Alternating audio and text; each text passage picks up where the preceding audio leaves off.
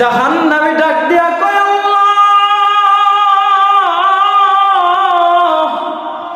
একটুখানি আযাব কমাইয়া দেন রে মালিক, জান্নাত দেয়া লাগবে না, একটু আযাবটা কমাইয়া দেন।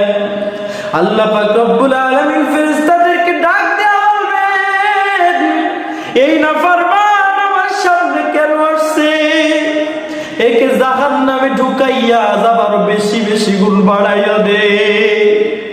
ও ভাই, আল্লাহ বলেন দুনিয়াতে আমি গফফার,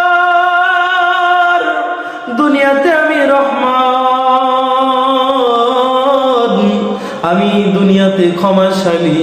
ও বান্দা, এই ক্ষমাশালীর রূপ যদি তোরা কাজে না লাগাইয়া আমাকে কহ্হার রূপে ধারণ বানাস, তাহলে কিন্তু আর কান্না করলেও তোদের কাজ হবে না। ফজরের সময় ঘুমাই